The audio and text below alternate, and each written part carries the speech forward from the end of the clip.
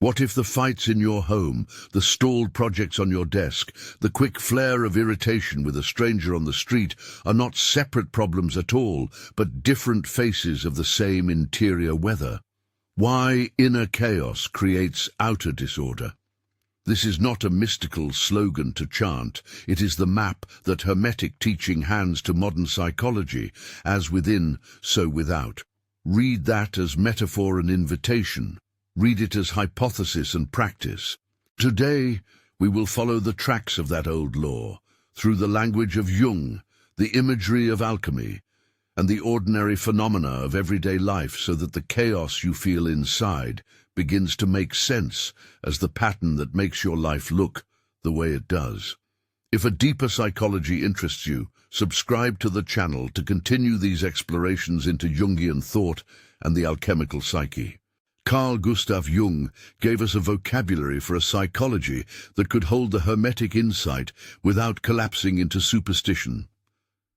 Where Freud looked primarily to drives and infantile scenes, Jung reached for patterns, whole, recurrent forms that live beneath conscious thought and shape how we experience other people and events.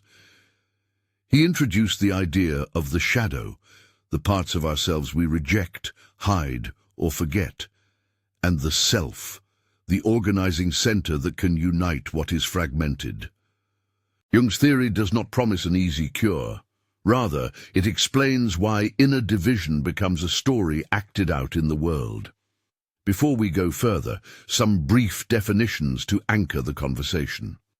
The shadow is everything we have disowned, not only faults and shame, but also vitality, desire, and undeveloped gifts that our upbringing or culture pushed out of view. The persona is the social mask we wear, the role we play to fit in. The self is not the ego, it is the larger, integrative presence toward which individuation moves, a psychological wholeness. Projection is the mechanism by which something interior appears to be external. When we will not own a part of ourselves, it turns into a problem out there that our eyes and hands then join in creating. Projection is the engine of outer disorder. It shows up as that colleague who seems impossible to please, the partner who always triggers your insecurity, or the seemingly endless series of bad hires or failed plans that keep repeating. It is tempting to treat each occurrence as a unique external fault. Fix the colleague, fix the partner, change the job. But there is a more economical explanation. A pattern inside you is casting a shadow into your world, and the world answers by returning the same image. The labor of inner integration, then, is not an exercise in self-blame. It is a method for ending the involuntary script you keep performing. Consider a few ordinary vignettes. A manager feels chronically undermined by a team member whose casual tone disrespects authority. The manager sees insubordination and reacts with escalating control measures.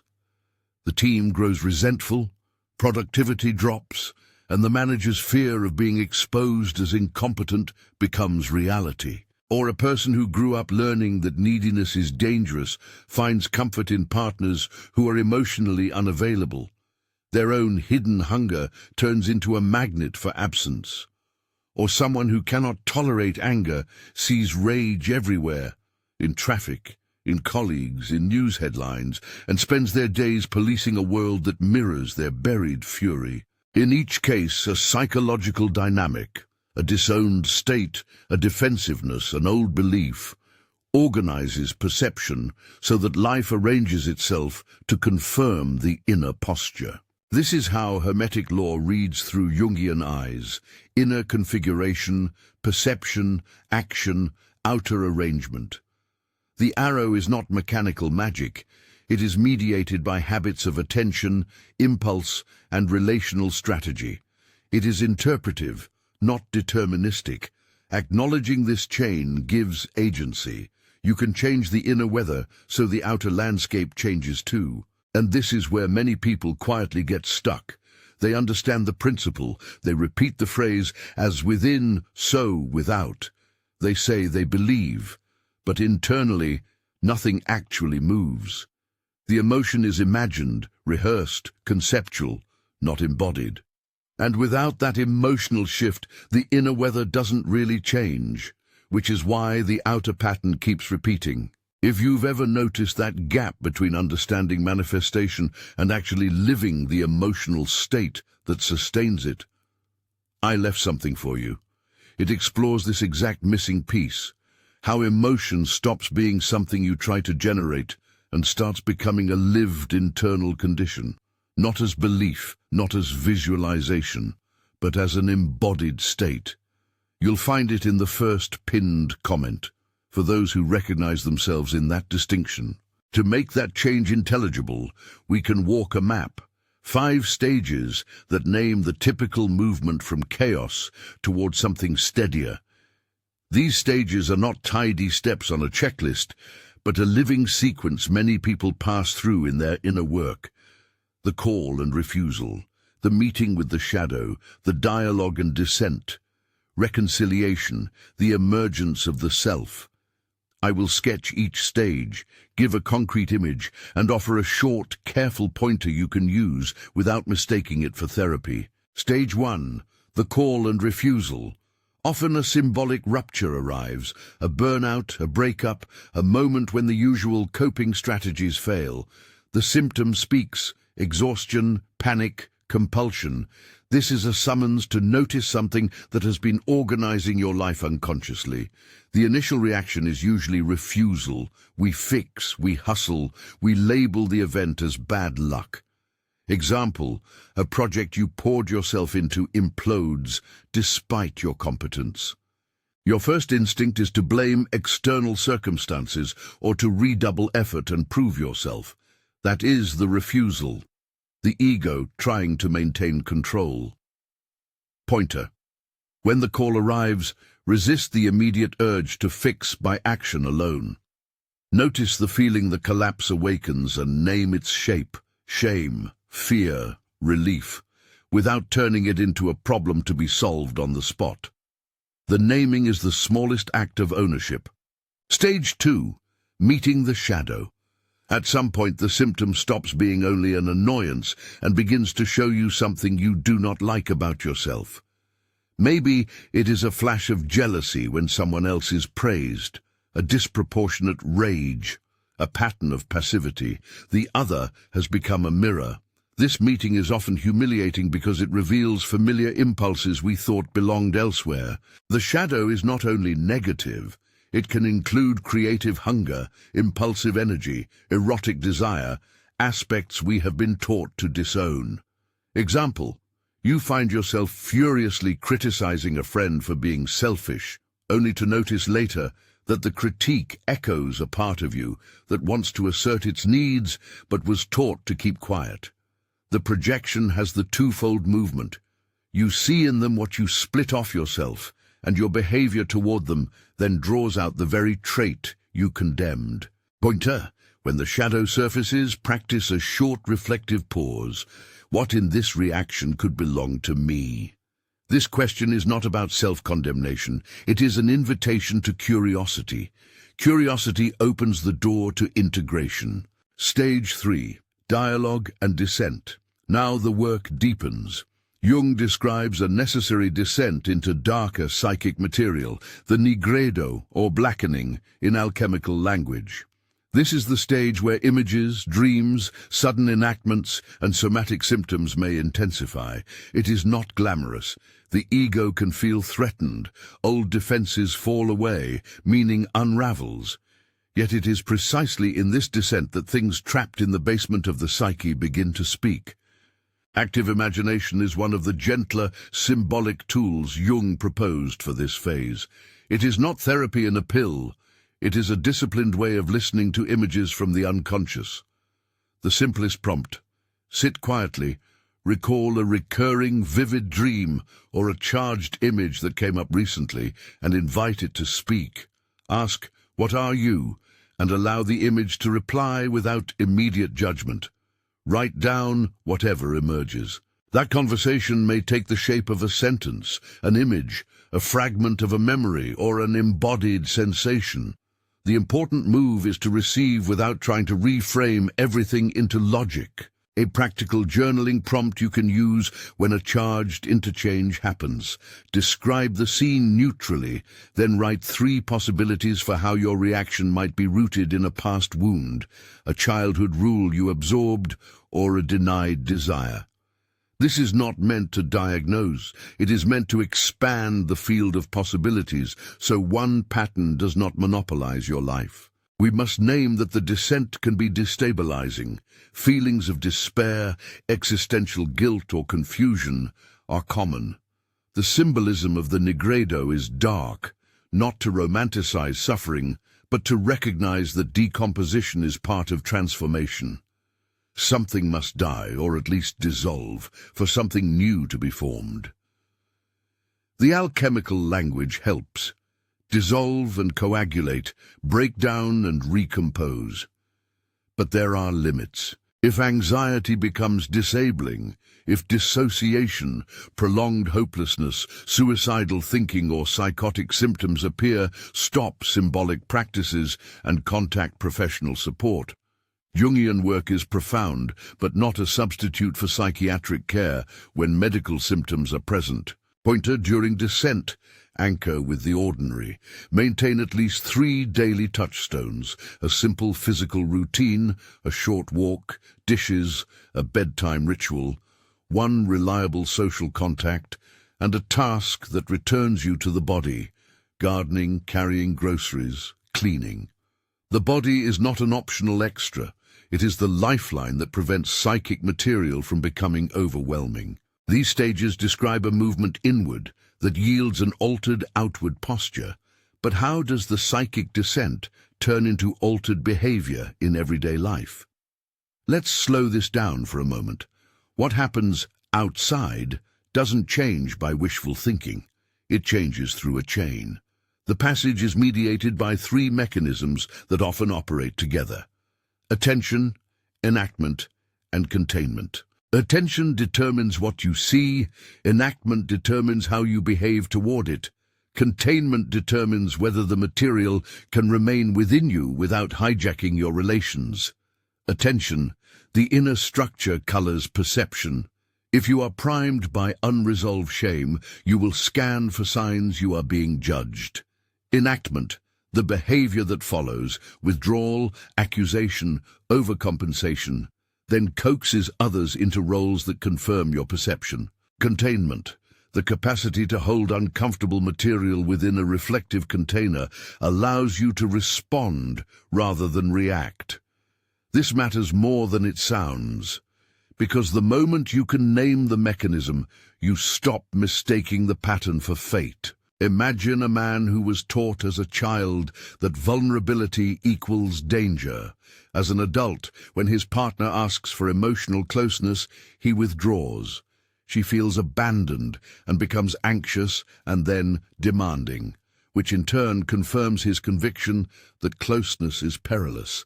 The inner rule shapes the outer interaction. When he begins to notice that his withdrawal is not just defensive but patterned, he can experiment with small acts of containment, breathe, name the discomfort silently, offer a partial disclosure. These micro moves do not instantly transform the relationship, but they interrupt the reenactment and allow new responses to be learned. Here is another micro practice for interrupting projection without pretending you have reached final integration. When you feel strongly triggered, pause long enough to frame 1 internal observation. A single clause. This is fear showing up, or this feels like old anger. Say it to yourself quietly. The clause functions as a hinge between reactivity and choice. It is small, safe, and repeatable. Now take a breath and come back to the map. Having touched the call, the meeting, and the descent with tools and anchors, a few questions naturally arise. What does reconciliation look like? How does the reclaimed energy manifest when the self begins to organize the psyche? How does one live after the nigredo without being seduced by either premature optimism or endless rumination? These are the matters that the later stages address. But I will not rush past the hard work that precedes them. The blackening is real, and whether it yields gold depends on containment, integrity, and, often, help. Archetypes, the recurrent figures that populate our psychic theatre, help explain why particular themes repeat. The trickster tempts us into shortcuts. The hero calls us to risk. The mother archetype embodies both nourishment and suffocation. The wise old man or woman beckons with a perspective we cannot yet hold. These figures are not literal people. They are structural forces that shape the script. When we are unconsciously aligned with a wounded archetype, we act as if we are playing a role in an ancient myth, repeating patterns until we either see the script or are forced to a different act by consequence. Projection works symbiotically with archetypal expectation. If you are unconsciously carrying a persecutor pattern, the world will fashion persecutors. If you are living a victim script, opportunities to be rescued will appear with painful regularity. And this is the key point. The Hermetic insight now reads as psychology. The images and myths inside our psyche draw correspondences in the outer world, not because of supernatural causality, but because of the organizing power of narrative and attention. Changing the internal myth alters the outer casting. How does one begin to change an internal myth? Partly by creating a counter-story, a composed narrative that enlarges the ego's sense of possibility. This is where ritual, art, and symbolic practice have power, not because they magically shift reality, but because they change the grammar by which the psyche speaks. A ritual can be a small, intentional action that says to your unconscious, I am willing to recognize this part. Painting a grimy room may be less about aesthetics and more about rebuilding a contract with your senses and space. Writing a letter never sent can be a way to speak to the shadow without enacting it. These are not universal prescriptions, they are symbolic invitations. If they resonate, they can be repeated and scaled. An active imagination prompt. Imagine the feeling that swamped you this week as a figure. What does it look like? Give it a name, an age, a posture, and a voice. Ask it what it wants and listen with pen in hand. This practice is not about psychologizing every discomfort. It is a method for making the unconscious speak in a language you can attend to. Another simple grounding routine to use during intense phases is the 3-minute return. When overwhelm surges, stop and take 3 slow breaths. Feel your feet on the floor and name 3 present facts. The color of the wall, the taste in your mouth, the sound outside. It sounds small because it is small, but smallness is precisely what rescues you from getting lost in a pattern that will otherwise expand to occupy your whole day. We must be candid about risk, and if this becomes destabilizing, don't do it alone. Get professional support. If any of those occur, pause symbolic practice and seek appropriate clinical support. Integration is a collaborative project.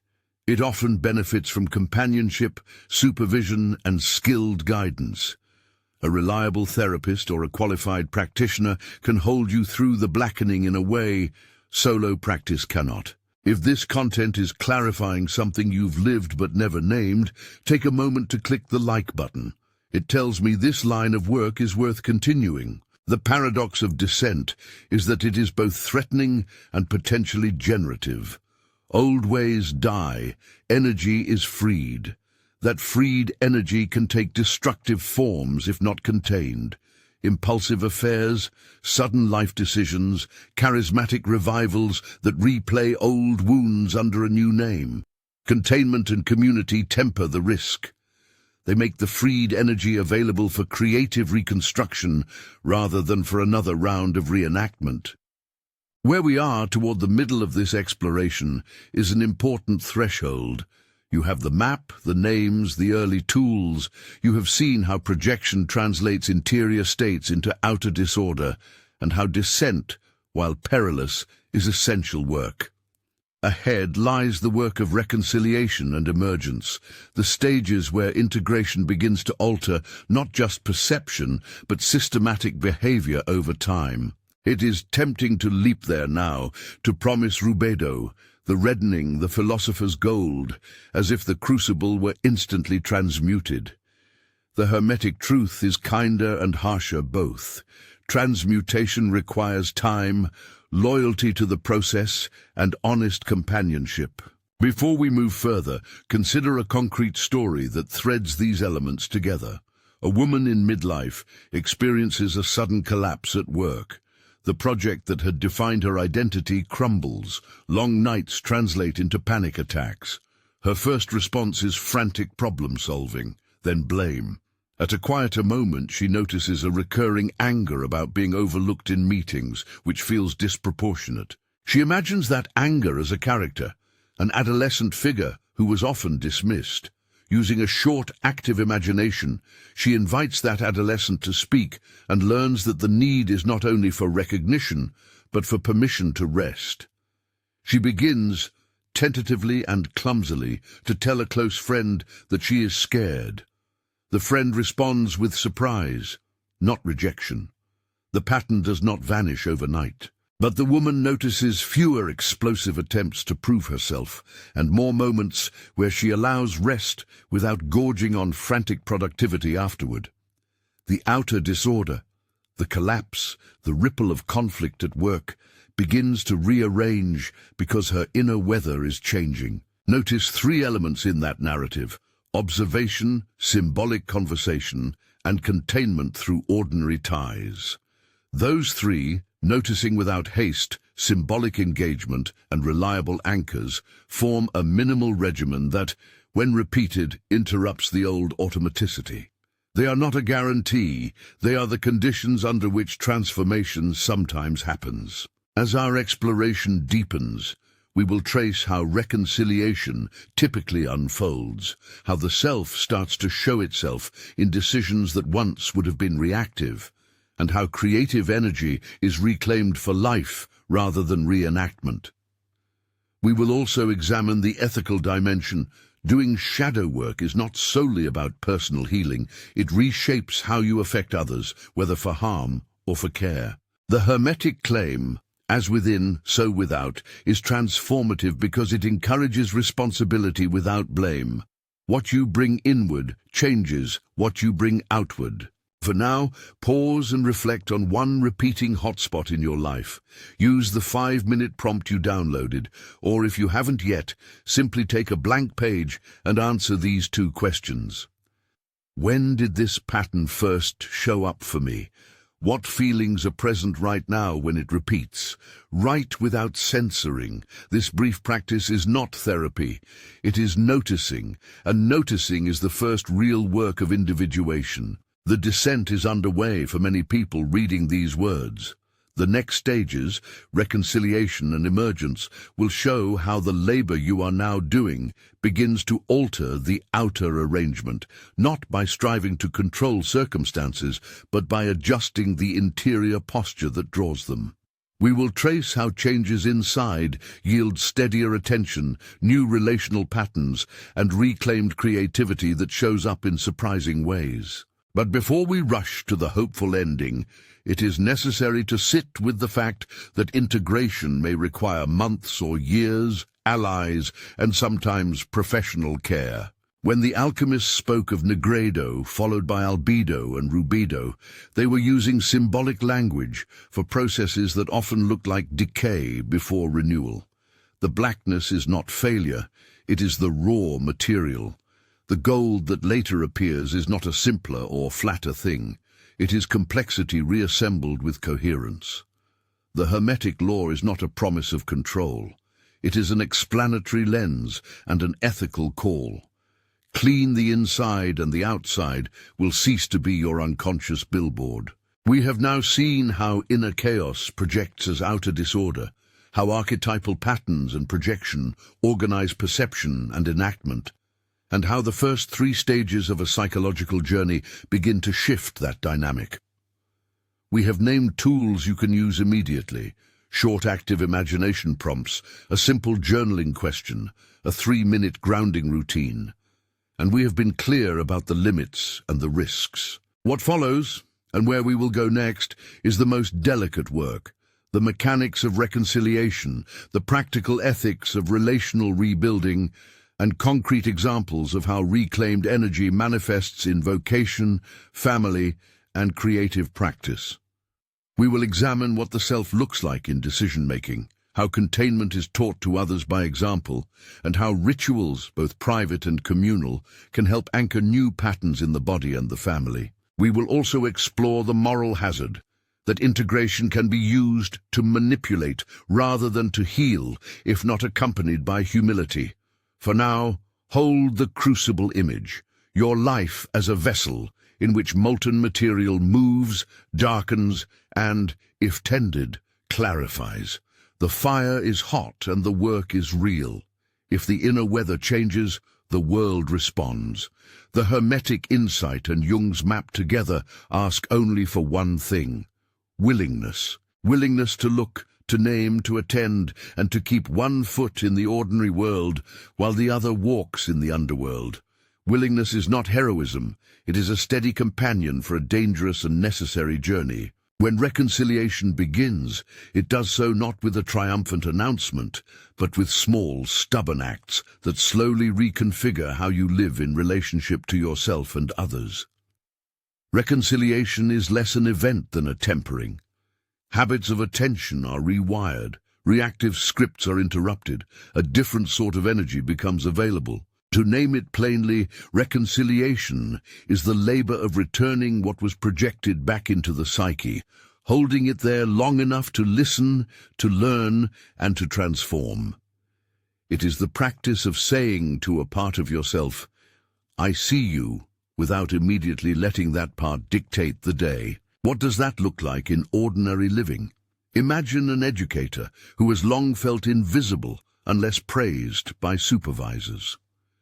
For years, she has volunteered for extra duties, spoken loudly in meetings, and lived in a low-grade anxiety that her worth would evaporate if not constantly affirmed.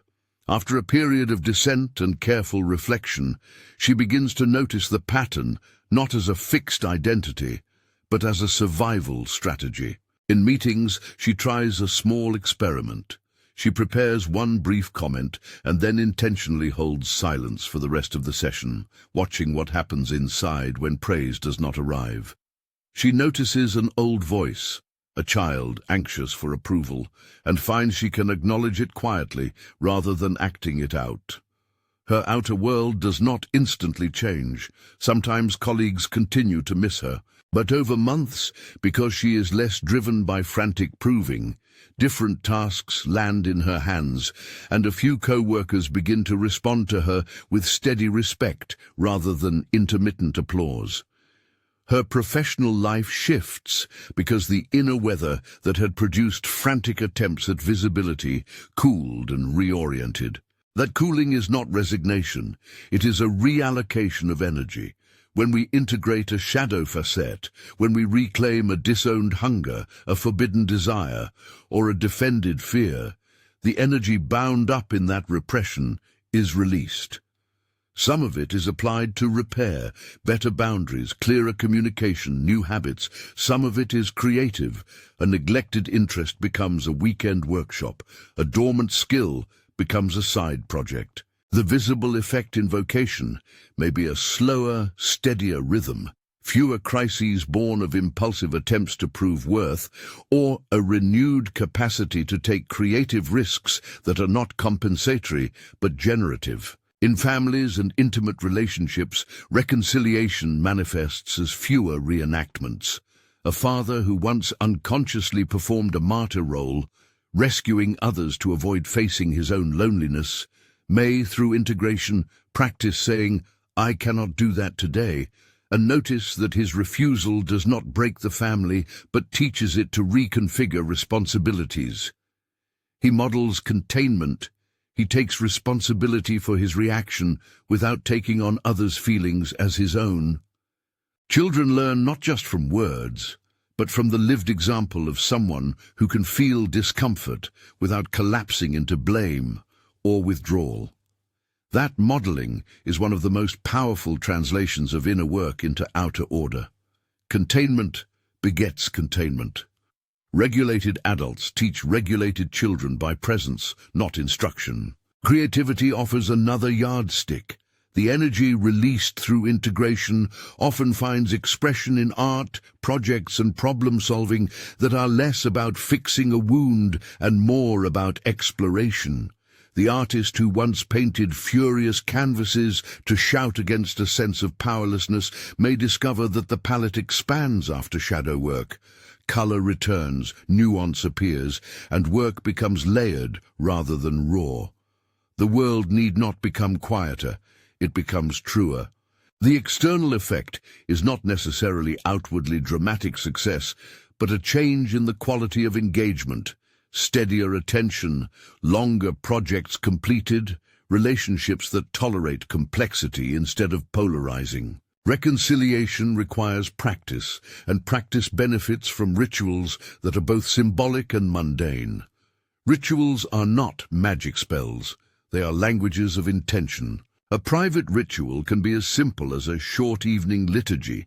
Light a small candle, list one thing you noticed about your reactivity that day, name one small corrective act you will attempt tomorrow, and then perform a tactile motion, washing the hands, closing a drawer, placing a stone on a shelf that anchors the intention in the body. The repeated coupling of intention, symbol, and gesture trains the nervous system to receive the inner shift as real. Communal rituals extend this principle. A sharing circle in which participants speak briefly about a pattern and commit to one small repair invites accountability and offers co-regulation. Rituals, private and communal, create a grammar by which the psyche learns a new story. But rituals alone can be misused. There is an ethical hazard when integration is instrumentalized for control. The temptation to use psychological insight to manipulate others is real. Knowing your partner's trigger patterns should not be employed as leverage to provoke and then manage responses. It should be used to build compassion and to set fair boundaries. Integration without humility can become a tool of domination. The person who has integrated an aggression may discover the easiest way to win disputes is to deploy their new clarity to outmaneuver others. That is not transformation. That is a sophisticated reenactment of power.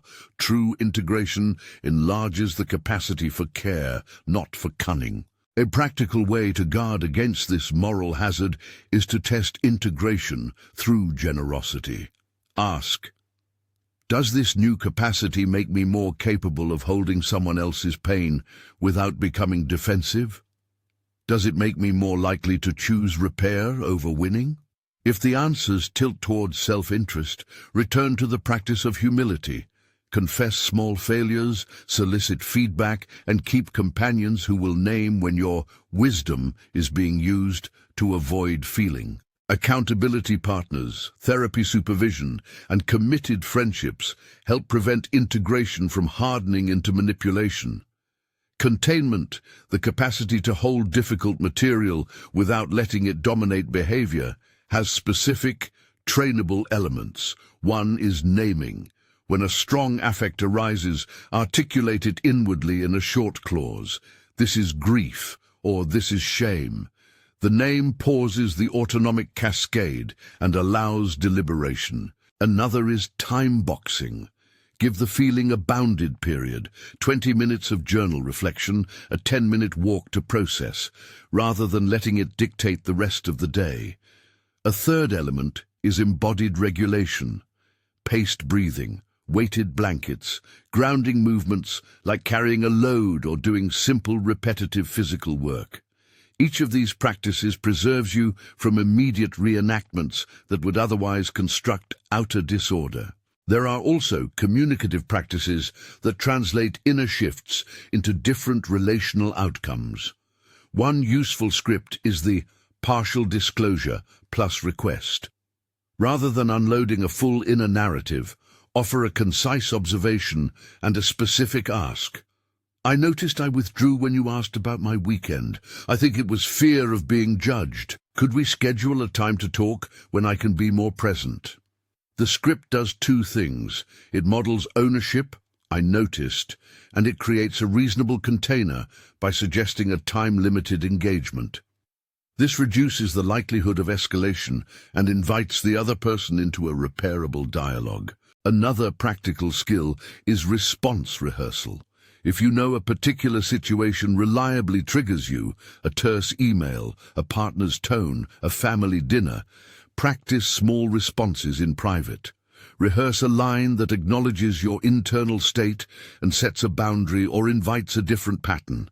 Spoken aloud to a chair, to a trusted friend, or in the mirror, these rehearsed responses bypass the rush of reactivity and allow new neural pathways to form. They are not inauthentic. They are training wheels for authenticity. As reconciliation consolidates, the self, Jung's term for the organizing center of psyche, becomes more evident not as a grandiose ego, but as a steadying presence that tolerates paradox. Decisions begin to reflect deeper alignment rather than anxious reactivity. You may notice a capacity to say no without shame, to accept praise without chasing it, to undertake creative projects for their own sake rather than as proof. The self expresses as a shift in the axis of living. Choices come from a broader horizon. When that emergent center guides action, the outer world rearranges with less drama. Work dynamics settle not because problems vanish, but because reactions change. The partner who once amplified your insecurity no longer has the same power because your inner stance is different. The magnet that had drawn certain types of crises weakens because the unconscious pattern that had been broadcasting the magnetism is now heard and contained. This is the lived version of as within, so without. The inner compass changes, and the map of your life changes with it. Yet emergence is not a cure. It is a new condition that requires maintenance. Just as a garden needs regular weeding, an integrated life needs ongoing practices to prevent old shadows from reasserting. Periodic rituals, reflective journals, peer support and supervision are the maintenance schedule. Integration is less a destination and more a practice orientation. The philosopher's stone of Jungian metaphor is not a static object, but an ongoing fidelity to noticing and repairing. At this point, it is important to circle back to caution and to the limits of symbolic work. The journey you are on may reveal vulnerabilities that require professional containment. If your descent is accompanied by sustained hopelessness, suicidal thoughts, severe dissociation, hallucinations, or a loss of basic functioning, symbolic tools are insufficient. Seek clinical care. If you are in therapy, discuss these experiences with your clinician. If you are not, find a qualified practitioner who can help you stay grounded while you navigate deep material. The story of individuation is often best held in relationship. Safe companions, trained clinicians, and community offer the scaffolding necessary for honest descent without destruction. There are specific kinds of professional support that pair well with Jungian work. Therapists experienced in depth psychology, somatic therapists who help anchor dysregulated nervous systems, and group processes that offer containment. Peer supervision with a trusted mentor can also prevent missteps. The point is not to medicalize every feeling. It is to recognize that some states demand trained clinicians. The heroic solo descent is often a myth. Integration thrives in conversation. Let us return for a moment to practical exercises that you can experiment with this week. These are symbolic, low-risk, and designed to be repeatable rather than once-off revelations. 1. The mirror question. Each evening, stand before a mirror for 2 minutes and speak a single truthful sentence. Today, I noticed I reacted from fear when... Keep it brief. End with one small corrective intention. Tomorrow, I will try to pause and name the feeling. The mirror amplifies the practice of ownership without requiring confessional detail. 2. The 3-day boundary test. Identify one recurring demand you have been acquiescing to out of habit. For the next 3 days, establish a clear boundary around that demand. Communicate the boundary once, calmly. Note the responses and, crucially, your internal experience. Did anxiety spike, then settle? Did resentment diminish? Record what changes in your inner weather. 3. The active imagination sprint. Choose a recurring image or dream fragment. Spend 10 minutes imagining it as a figure. Ask 2 brief questions. What do you want, and how did you come to me? Write whatever appears in free association for 5 minutes.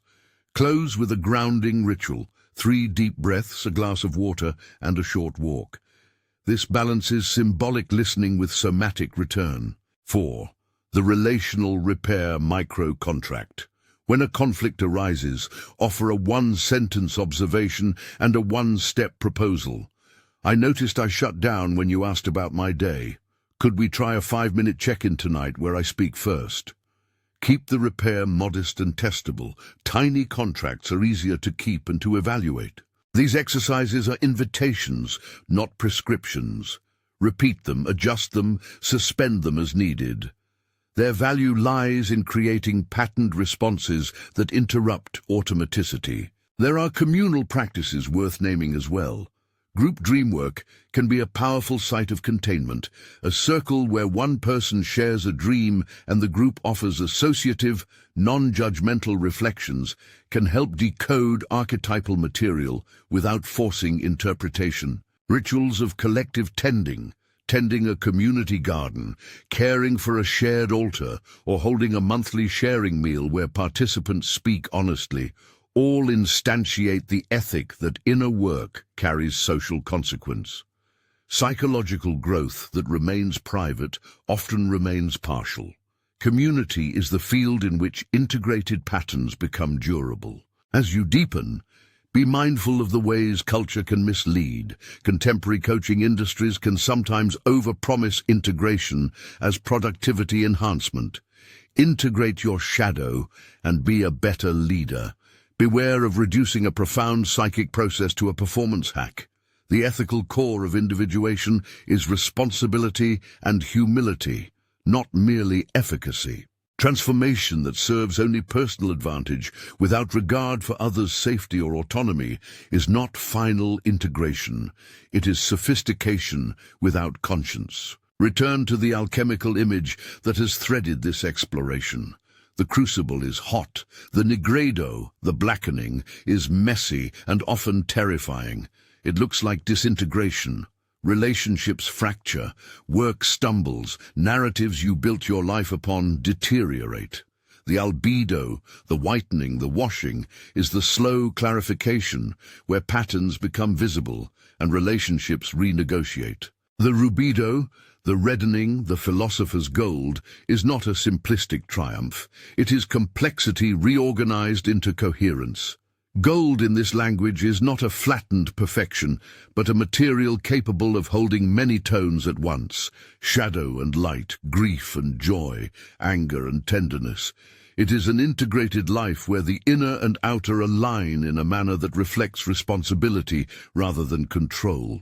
This is the Hermetic insight lived as a psychological practice. As within, so without. Read as invitation rather than certitude. Your interior weather does not dictate events by invisible decree. It shapes perception, habit, and enactment in ways that often produce outer realities, mirroring inner states. Attend to the interior, and the outer garden will stop being an unconscious billboard for the dramas you carry. Attend without haste, descend with support, practice symbolic listening, keep one foot in the ordinary world. Work like this is rarely quick, but it is always revealing. If you stayed with this all the way to the end, that says something about the kind of inner work you're willing to do. So write in the comments, I stayed until the end.